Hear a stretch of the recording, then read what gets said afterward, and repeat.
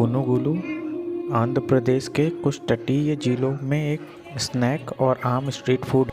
टमाटर नारियल की चटनी के पुनुगुलु साथ।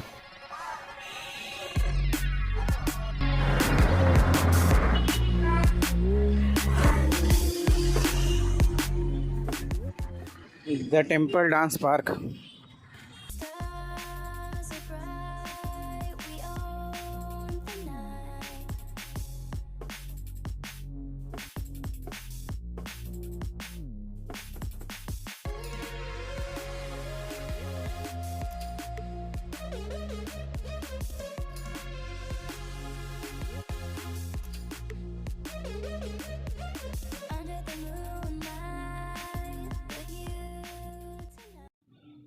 ये फ्रीडम फाइटर पार्क है। ये राजा महेंद्रवरम आंध्र प्रदेश में है और दिन के समय मैं इसमें गया था तो ये खुला था। काफ़ी अच्छी जगह है। यहाँ बहुत सारे फ्रीडम फाइटर्स जो हैं उनका स्टैचू लगा हुआ है और पार्क बनाया हुआ है अंदर में, और उन्हीं के बीच बीच में जो है स्टैचूज रखे हुए हैं विथ डिटेल्स। तो काफ़ी अच्छी जगह थी। आप यहाँ जा सकते हैं, आप एक विज़िट कर सकते हैं यहाँ पे।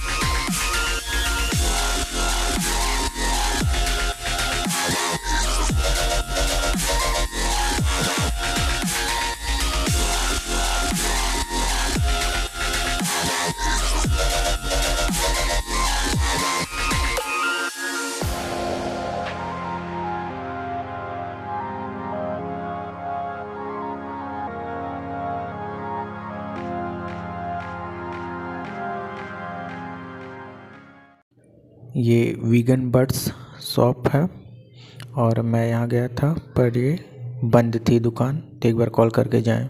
दुकान बंद होने के कारण पास में ही एक नारियल पानी की दुकान थी, तो वहाँ से मैंने नारियल पानी लिया और पिया क्योंकि गर्मी बहुत थी। पुष्कर घाट राजमुंद्री शहर के करीब गोदई जलमार्ग के तट पर एक स्नान घाट है। श्री कोटिलिंगेश्वर मंदिर और श्री मार्कंडेय स्वामी अभयारण्य भी उपलब्ध हैं। यह राजमुंद्री के कुछ महत्वपूर्ण स्नान घाटों में से एक है। एक स्थान को इसके जल में डुबकी लगाने वाले व्यक्तियों के पापों को धोने के लिए माना जाता है। जिस तरह से कुछ अब महत्वपूर्ण अभयारण्य घाट के करीब हैं, वह श्रद्धालुओं के मस्तिष्क में इसके महत्व को बढ़ा देता है। पुष्कर घाट राजमुंदरी शहर में स्थित है। एक साधारण डिजाइन वाले प्रतीक या लोगो में गोदावरी नदी के तीव्र प्रवाह की स्थिति, एक ज्योति, एक चमकदार रोशनी और इस सूर्य देवता को अर्घ्यम नामक आहुति देने का प्रतिनिधित्व करने के लिए है। त्योहार के दौरान प्रस्तावित एक अन्य प्रतीकात्मक कार्यक्रम शोभा यात्रा आयोजित करना है। गोदावरी नदी के दायरे में आने वाले 13 जिलों के सभी गांवों में गोदावरी नदी के पवित्र जल को जल निकायों के साथ ले जाने वाली एक जुलूस है। एक धार्मिक प्रतीकात्मक प्रदर्शन जिसे गोदावरी आरती कहा जाता है, वाराणसी में गंगा के तट पर आयोजित की जाने वाली गंगा आरती के समान कई दीपों के साथ पूजा की एक रस्म भी राजमुंदरी में आयोजित करने का प्रस्ताव है, जहां नदी बहती है। समुद्र के लिए गोदावरी ब्रिज या कोव्वूर राजमुंदरी ब्रिज भारत के राजमुंदरी में गोदावरी नदी पर फैला एक ट्रस ब्रिज है। यह जल निकाय को पार करने वाला भारत का तीसरा सबसे लंबा सड़क सह रेल पुल है। पहला बोगीबील पुल है जो उत्तर पूर्व भारत में असम राज्य के डिब्रूगढ़ जिले में ब्रह्मपुत्र नदी पर एक रेल सह सड़क पुल भी है, और दूसरा बिहार में गंगा पर दीर्घा सोनपुर पुल है। गोदावरी पुल 4.1 किलोमीटर यानी 2.8 किलोमीटर रेल भाग और 4.1 किलोमीटर सड़क भाग लंबा है, जिसमें 91.5 मीटर के 27 स्पैन और 45.72 मीटर के 7 स्पैन शामिल हैं, जिसमें से 45.72 मीटर के 6 स्पैन और 6 डिग्री में हैं। निर्मित क्षेत्र के लिए बनने के लिए लंबे राजमुंदरी छोर पर वक्र है। न्यू साउथ वेल्स ऑस्ट्रेलिया में ग्राफ्टन ब्रिज के समान सिंगल ट्रैक रेल डेक पर पुल का एक रोड डेक है। कला, मीडिया और संस्कृति में राजमुंदरी का प्रतिनिधित्व करने के लिए गोदावरी आर्च ब्रिज के अलावा इस पुल का व्यापक रूप से उपयोग किया गया है। यह राजमुंदरी के मान्यता प्राप्त प्रतीकों में से एक है।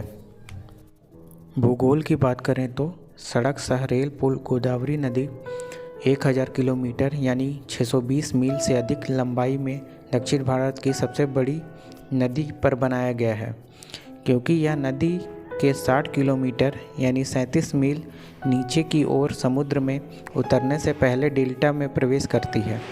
ब्रिज भारत की दूसरी सबसे बड़ी नदी पुल के स्थान पर राजमुंदरी के पास नदी में लगभग 2.7 किलोमीटर यानी 1.7 मील की चौड़ाई के साथ बहती है। बीच में एक द्वीप के गठन के साथ 2 चैनलों में विभाजित होती है।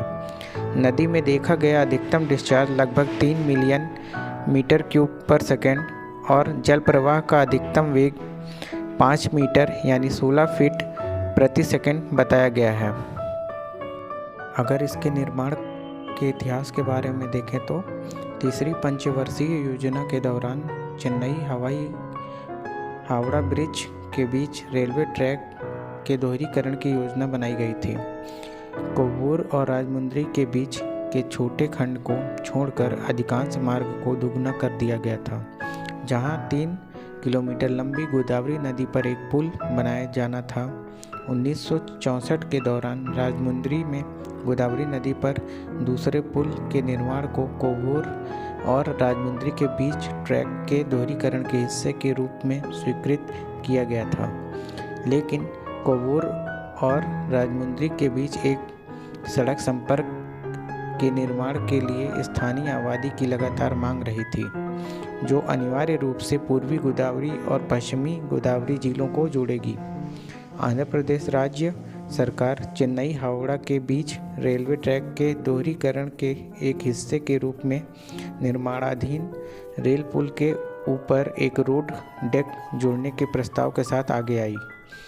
इस भारतीय रेलवे के दक्षिण मध्य रेलवे डिवीज़न द्वारा कमीशन किया गया था।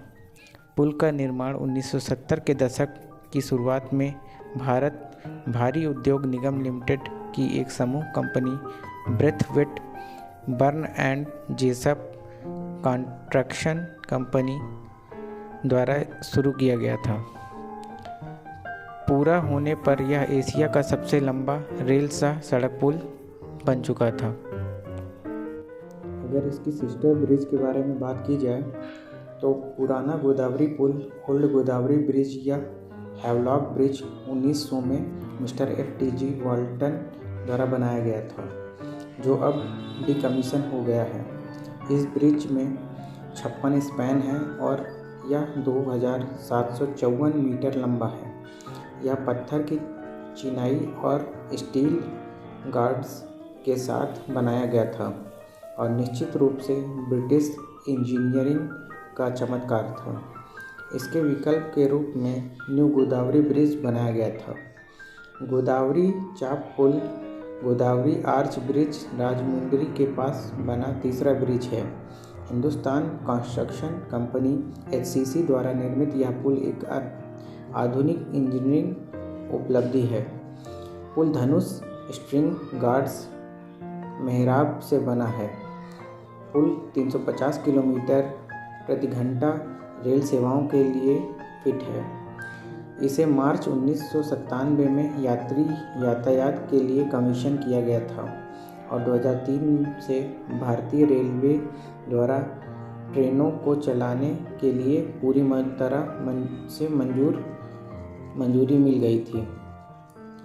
चौथा गोदावरी पुल न्यू कोवूर राजमुंद्री चौथा ब्रिज 2015 में यातायात के लिए खोला गया था।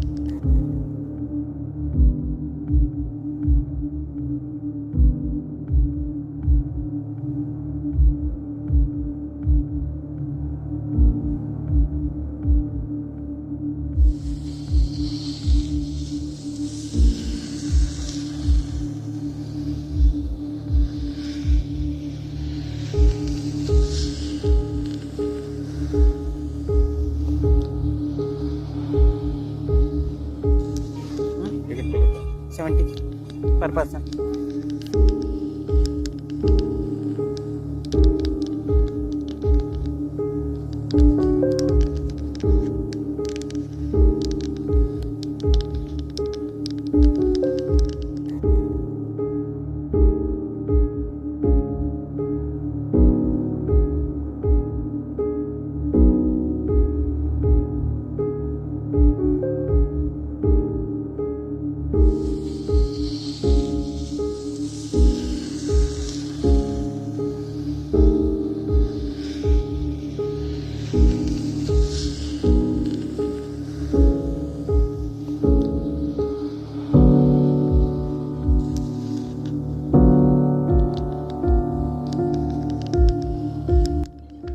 रास्ते में एक जगह फ्री में भोजन वितरण हो रहा था, तो मैं उनके बगल से गुज़र रहा था। तो वहाँ सब लोगों को खाना वो लोग प्रोवाइड करा रहे थे फ्री में। तो मैं गुज़र रहा था तो उन्होंने मुझे भी बुलाया और खाना दिया, तो मैंने खाना लिया और खाया। Cotton barrage. धवलेश्वरम बैराज या धवलेश्वरम बैराज मूल रूप से 1852 में बंगाल की खाड़ी में गिरने से पहले गोदावरी नदी के निचले खंड पर बनाया गया एक सिंचाई ढांचा था। 1970 में इसे फिर से बनाया गया था, जब इसे आधिकारिक तौर पर सर आर्थर कॉटन बैराज या गोदावरी बैराज के रूप में नाम दिया गया था। भौगोलिक दृष्टिकोण से गोदावरी नदी धवलेश्वरम बैराज से लगभग 50 मील बहने के बाद अपना पानी बंगाल की खाड़ी में छोड़ती है। राजमुंदरी गोदावरी नदी के बाएं किनारे पर स्थित एक शहर है। अप स्ट्रीम जहां नदी दो धाराओं में विभाजित है, बाईं ओर गौतमी और दाईं ओर वशिष्ठ पश्चिम गोदावरी और पूर्व गोदावरी जिलों के बीच जुड़ने वाली रेखा बनाती है। बांध संरेखण दो मध्य धारा द्वीपों को पार करता है। मूल धवलेश्वरम बैराज, जिसे डोले ईश्वरम या डोल ईश्वरम भी कहा जाता है, एक ब्रिटिश सिंचाई engineer sir Arthur Thomas cotton द्वारा बनाया गया था और 1950 में पूरा हुआ था। बैराज का निर्माण 4 खंडों में किया गया था, जिसने निर्माण अवधि के दौरान बाढ़ मार्ग की अनुमति दी थी। धवलेश्वरम बैराज 15 फीट ऊंचा और 3.5 किलोमीटर लंबा था। कॉटन की कई परियोजनाओं ने अकाल को टाला और दक्षिण भारत की अर्थव्यवस्था को गति दी। इस बैराज के निर्माण से पहले कई हेक्टेयर भूमि पानी से भर गई थी और अनुपयोगी थी। पानी व्यर्थ समुद्र में जा रहा होगा, लेकिन जब सर आर्थर थॉमस कॉटन ने बैराज का निर्माण किया तो उन अनुपयोगी ज़मीनों को खेती के लिए लाया गया और पानी को जमा करके इस्तेमाल किया गया। कपास संग्रहालय का निर्माण कॉटन की स्मृति की ओर से किया गया था। यह राजमुंदरी में एक पर्यटक आकर्षण है। आधुनिक sir Arthur cotton barrage, Godavari barrage जिसे कहते हैं, 1970 में बैराज को 10.6 मीटर तक ऊंचा किया गया था। जलाशय में 3.12 TMCFT सकल भंडारण क्षमता और 40 फीट 12 मीटर MSL पर 2.02 TMCFT का मृत भंडारण है।